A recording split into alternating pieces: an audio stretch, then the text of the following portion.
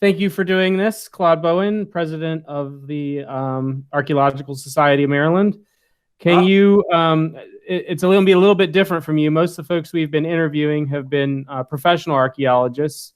But can you tell us a little bit about where you worked? I know you're retired now. Can you tell us a little bit about where you worked? Where I did work was well, a number of places. I worked the two last places where I worked for a congressional agency that no longer exists called the Congressional Office of Technology Assessment, which did just that. It informed the Congress. The Congress would send questions and we would write reports on everything from economics to space to the conservation and preservation of prehistoric sites, actually.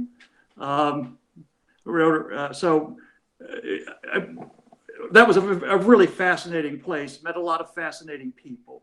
I met the Crick and Watson of the Double Helix, Sally Ride. I met people from the Russian Politburo when the Soviet Union collapsed, and they were here trying to find out how a free market worked. I'm not sure how much and how well it worked, but and then in the last case, I worked for the Thomson Corporation in the now called Thomson Reuters in their healthcare division. Essentially, we built databases, longitudinal databases of several million Americans and their insurance, through their insurance. As you can imagine, a lot of universities and a lot of pharmaceutical companies had a lot of interest in that, and of course, so did Medicare and Medicaid. And then I retired. I got tired of making rich men richer, and retired. Well, both sound like pretty interesting jobs. What was your favorite thing about in either job? Working with people that are really smart and well educated and had an interest in serving the public, and that was what I like. I'm a child of the '60s, so these are things that are still important to me. So how did you get into archaeology, and what is it that keeps you in it? Well, that's a long story. I'll give you a little bit of it. It really started when I was a child. My grandfather actually started with paleontology. My grandfather owned a large piece of the Calvert Cliffs down in Calvert County and the beach and so forth, and he had a hotel there, and as one of his businesses, and that's one of the largest Miocene fossil beds in the world. All of this used to be 36 million years ago, was the bottom of a warm tropical sea, and after storms, just all sorts of bones and vertebrae and from all types of animals would come down the cliffs, and were easy to collect, and it was not dangerous for a small kid to do it. So I got very interested in that and deep time and the past, and I had a grandmother that was also very interested in these things. And one day she sent me, when I was about 12 years old, she sent me an article from the old Evening Sun newspaper in Baltimore, and on it was a picture of T. Latimer Ford and some unnamed member of the Archaeological Society of Maryland. Latimer Ford was president back in the 50s and had done the excavation of the West River collection. So and I still have that somewhere, and it got me interested in knowing that there were things here that could be looked at, thought about. I was a very bookish kid. Now, I grew up on a little tobacco farm, and with a father who I think finished the 8th grade, maybe. And so he did not understand his little bookish son very well. We never did really well with all of that. And so I guess I was sort of born with an insatiable curiosity, which I still have. One thing led to another. As I went to junior high school, I found a book called God's Graves and Scholars by C.W. Saran. Maybe you read it too. The history of archaeology, and I just was enthralled. And the fact that I could do things here enthralled me. When I was 14, a bunch of us got into an old Studebaker and took off across the country for 3 months of the summer vacation, camping. And the second place we stopped was the Hopewell Mounds near Chillicothe, Ohio. And again, that something like this had gone on, so close. And now, of course, I know much of it may have happened even closer. Just again, sort of fueled that. And we stopped at a number of archaeological sites. We stopped at Mesa Verde. We did not go to Chaco. And a number of places similar to that. And I stopped at the Field Museum in Chicago. I'd never been to Chicago. And I went in, the archaeological exhibits were just amazing to me. And the fact that they had a bookstore, which was even better. And so I got loads of books, and I've been enthralled with this thing ever since. Wow, interesting stories.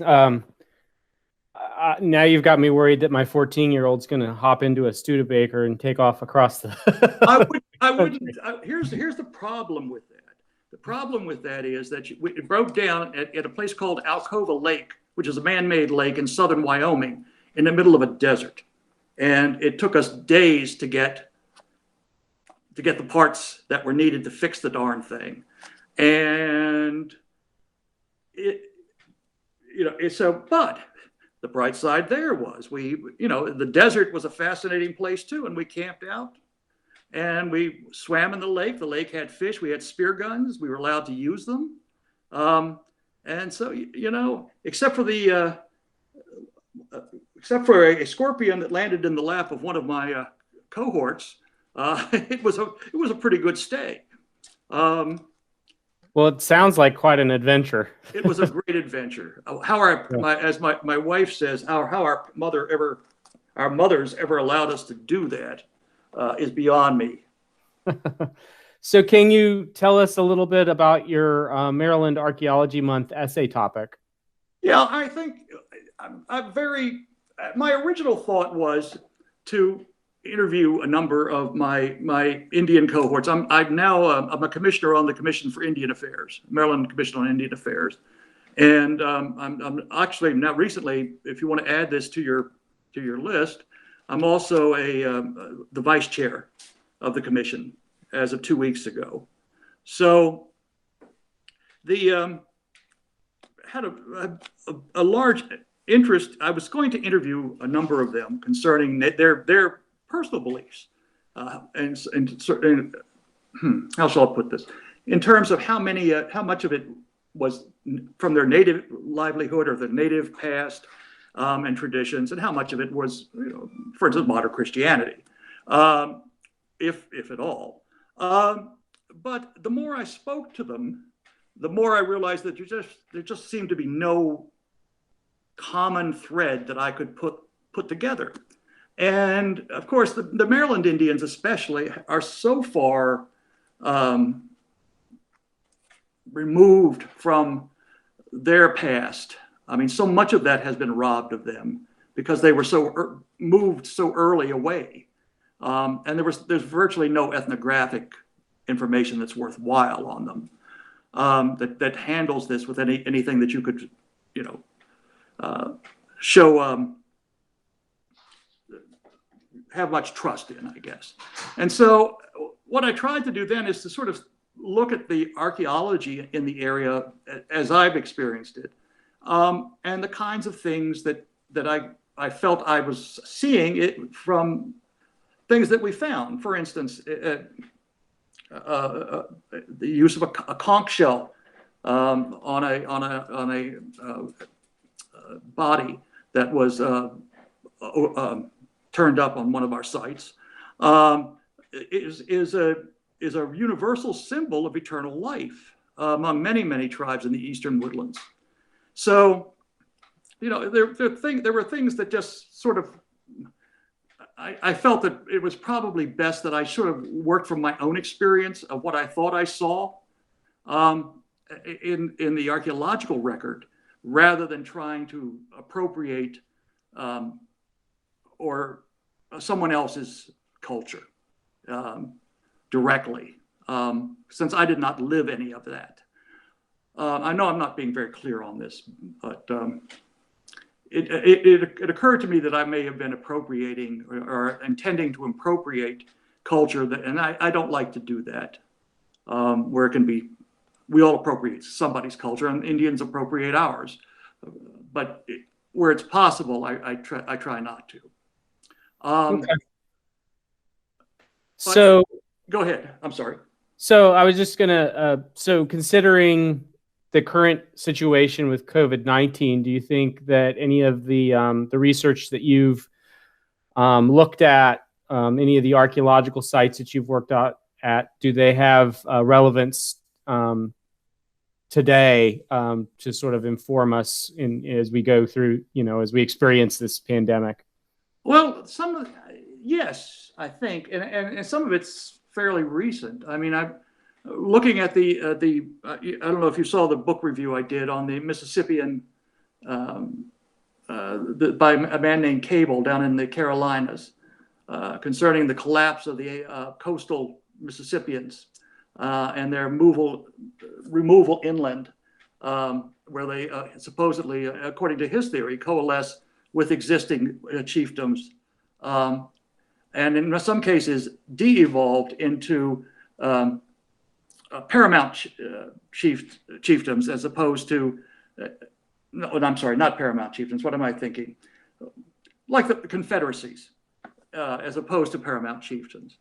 And one of the things that he wondered is as villages grow, as agriculture.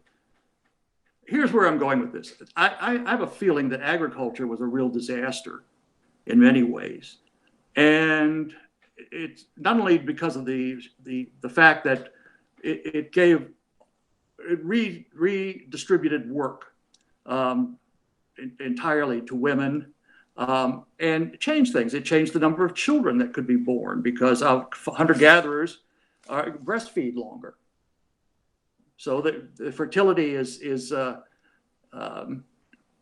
higher or lower. I'm sorry.